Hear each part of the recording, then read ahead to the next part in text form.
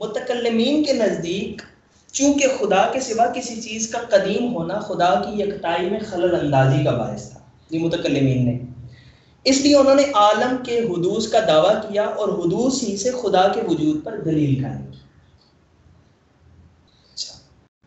عالم کے حادث ہونے پر متکلمین کا جو استدلال ہے، اس کے سمجھنے کے لیے پہلے مقدمات ذیل کو ذہن نشین کر لینا چاہیے۔ مقدمات ذیل جو بنائے ہیں وہ چلیں آگے۔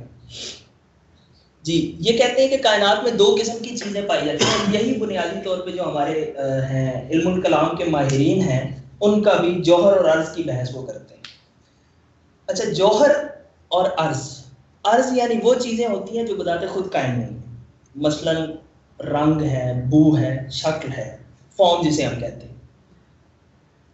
اور جوہر وہ ہوتا ہے جو بذات خود قائم ہوتا ہے، جیسے آپ کو میں نے کہا کہ مادہ، ٹھیک ہے۔ اچھا، اب وہ یہ کہتے ہیں، متکلمین یہ کہتے ہیں کہ جوہر کبھی بھی عرض سے خالی نہیں ہوگا۔ یہاں سے بحث شروع ہوتی ہے کہ جوہر جو ہے وہ عرض سے خالی نہیں ہو سکتا، کیونکہ جس قدر جواہر ہیں کسی نہ کسی صورت اور حیت میں ہوتے ہیں۔ مطلب آپ کیسے کہہ سکتے ہیں کہ کوئی بھی چیز جوہر جو ہے اس کی کوئی شکل نہیں ہے اور وہ پھر بھی موجود ہے؟ اگر شکل نہیں ہوگی تو وہ موجود کیسے ہوگا؟ جیسے ہم خدا کے وجود کا اقرار کرتے ہیں اور ہم یہ کہتے ہیں کہ اس کی شکل نہیں ہے، اس کی سمت نہیں ہے، اس کا حدود اربع نہیں ہے۔ اچھا، تمام جواہر میں کسی نہ کسی قسم کی حرکت پائی جاتی ہے، اور حرکت ہی بنیادی طور پہ عرض ہے۔ غرض جوہر کے جس قدر افراد ہیں ان میں کسی نہ کسی عرض کا پایا جانا ضروری ہے، اور اس بنا پر کوئی جوہر عرض سے خالی نہیں ہو سکتا۔ عرض حادث ہے، یعنی پیدا ہوتا ہے اور فنا بھی ہو جاتا ہے، اور جو چیز عرض سے خالی نہ ہو سکتی ہے لازم ہے کہ وہ حادث ہو، کیونکہ اگر وہ قدیم ہو تو لازم آئے گا کہ عرض بھی قدیم ہو۔ یہ آخری بات نہیں سمجھاتا ہوں اسے، کیونکہ دو چیزیں جو لازم و ملزوم ہوں، ان میں سے ایک چیز اگر قدیم ہوگی تو ضروری ہے کہ دوسری چیز بھی قدیم ہو۔ دیکھیں نا، ہم یہ کہتے ہیں کہ ایک دوسرے کے ساتھ نتھی ہیں دو چیزیں۔ جوہر اب دیکھیں دانش متکلمین نے کیسا اپنی جان چھڑائی۔ اچھا، ورنہ لازم و ملزوم میں فصل زمانی لازم آئے گا اور یہ محال ہے۔ یہ وہی بات ہے علت والی، تقدم اور تاخر والی۔ دیکھیں نا، ہم یہ کہتے ہیں کہ ایک چیز، یہ قلم اس لیے قلم ہے کہ یہ پلاسٹک کو اس شیپ میں لے کے آئے ہیں، اگر یہ شیپ نہیں ہے تو قلم ہی نہیں، ٹھیک ہے۔ تو یہ عرض اور جوہر ہے۔ اسی طرح وہ کہتے ہیں کہ جوہر بغیر عرض کے نہیں ہے، کیونکہ اگر ہم، اور پھر یہ بھی کہتے ہیں کہ اگر جوہر قدیم ہوگا تو عرض بھی قدیم ہوگا، اور عرض قدیم ہوگا تو جوہر بھی قدیم ہوگا۔ آگے سے اب وہ استدلال کیسے کرتے ہیں؟ وہ استدلال اس طرح کرتے ہیں کہ عالم جو ہے وہ دو صورت سے خالی نہیں، جوہر ہوگا یا عرض، اور جوہر و عرض دونوں حادث ہیں۔ عرض کا حادث ہونا تو ظاہر ہے، عرض تو حادث ہوتا ہے، ہمیں نظر آتا ہے کہ عرض حادث ہے، اور جوہر اس لیے کہ کوئی جوہر عرض سے خالی نہیں۔ تو اب یہ چونکہ لازم ملزوم ہے تو یہ حادث ہے تو وہ بھی حادث ہے، اور یہ ثابت ہو چکا ہے کہ جو چیز عرض سے خالی نہ ہو سکتی ہو وہ حادث ہے۔ اور جب یہ ثابت ہوا کہ عالم حادث ہے تو ضروری ہے کہ اس کے لیے کوئی علت ہو۔ اچھا، اب اگر علت بھی حادث ہے تو اس کے لیے بھی کوئی علت درکار ہوگی۔ اس صورت میں اگر یہ سلسلہ کہیں جا کر ختم ہوگا تو وہی خدا ہے، اور نہ ختم ہوگا تو دور و تسلسل لازم آئے گا، اور دور و تسلسل محال ہے۔ بنیادی طور پہ نا، یہ جو متکلمین کی دلیل ہے وہ یہی ہے، وہ کہتے ہیں کہ علت کی علت کی علت کی علت ہمیں ایک پوری چین بنانی پڑے گی۔ اچھا، وہ یہ کہتے ہیں کہ یہ پاسبل نہیں ہے، عقل اس کو تسلیم کرنے سے انکار کرتی ہے کہ ایک سلسلہ چلتا جائے مسلسل۔ اور جب آپ دیکھیں گے منکرین کیا کہتے ہیں تو منکرین بھی اسی کو دلیل بناتے ہیں۔ اچھا، اب یہ ایک اعتراض ہے، وہ یہ ہے کہ جوہر عرض سے خالی نہیں ہو سکتا، لیکن کسی خاص عرض کا ہونا ضروری نہیں۔ یہ اب اعتراض ہوتا ہے اس کے اوپر کہ ضروری نہیں ہے کہ کوئی خاص عرض ہو، بلکہ ہر وقت کسی نہ کسی عرض کا وجود چاہیے۔ اور جب زمانہ غیر متناہی ہے تو یہ فرض کیا جا سکتا ہے کہ عالم قدیم ہے اور علی سبیل البدلیہ کسی نہ کسی عرض کے ساتھ متصف رہتا ہے. یہ جو ابو علی سینا، ابن رشد اور ایسے مسلم فلاسفرز نے جو یہاں پہ وہ پھنسے ہیں، وہ بنیادی طور پہ اسی وجہ سے پھنسے ہیں. اور انہوں نے یہ کہا ہے کہ عالم قدیم ہے. ہمیں اسلام اجازت نہیں دیتا، قرآن حدیث اجازت نہیں دیتی، لیکن بات ایسی. تو علی سبیل البدلیہ، علی سبیل البدلیہ کا مطلب یہ ہے کہ وہ چینج ہوتی رہے گی کسی نہ کسی عرض کے ساتھ. مطلب یہ ہے، وہ یہ کہتے ہیں کہ عرض بکھرے ہوئے ہیں مختلف. جیسے ہم کہتے ہیں مادہ جو ہے وہ اگر ایک شکل میں نہیں ہے تو دوسری میں ہے، دوسری میں نہیں ہے تو تیسری میں ہے. تو وہ یہ ضروری نہیں ہے کہ وہ اس عرض کا عرض ہو، اس کی علت کی علت ہو، اس کی علت کی علت ہو، بلکہ بنیادی سبب یہ ہے، بنیادی بات یہ ہے کہ عرض موجود ہونا چاہیے. وہ کوئی بھی کسی کے ساتھ بھی جڑ جائے گا.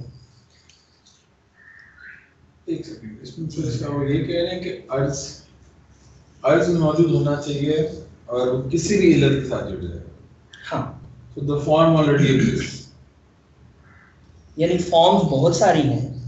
وہ یہ کہتے ہیں کہ مادہ جو ہے نا یہ قدیم ہے، عالم، لیکن اس کی فارم جو ہے، آپ اگر اس کو اس وجہ سے آپ کہتے ہیں نا کہ عرض جو ہے وہ حادث ہے.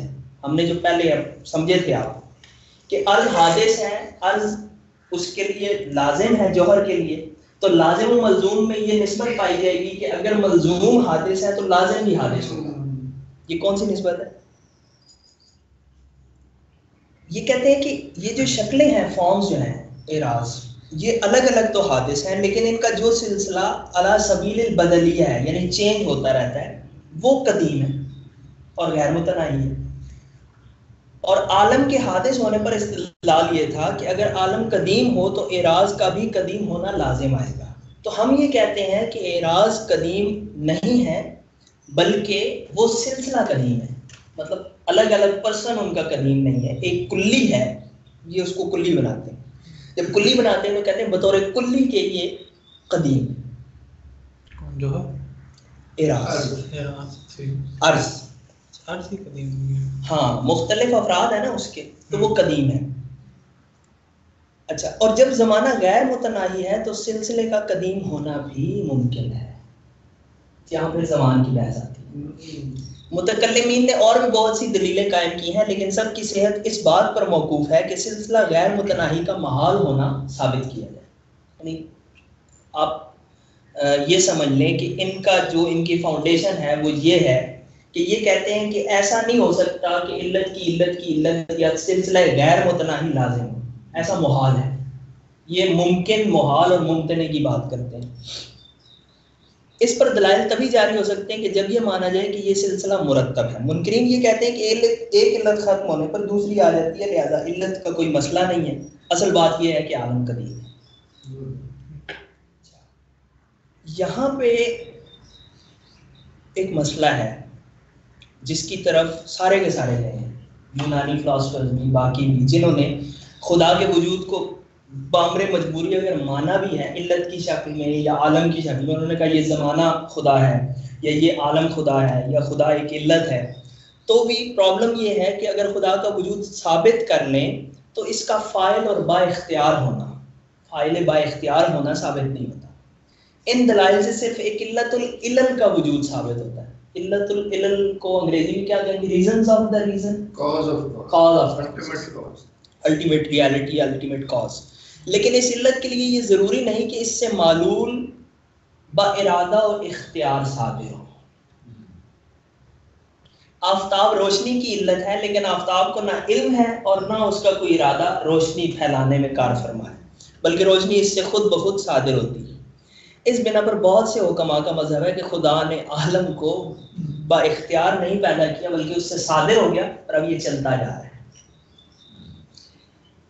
اچھا، منکرین خدا میں دو گروہ موجود ہیں، جن میں سے کچھ لوگ ایسے ہیں جو قطعیت سے خدا کا انکار کرتے ہیں اور یقینی حکم لگاتے ہیں کہ خدا موجود ہے.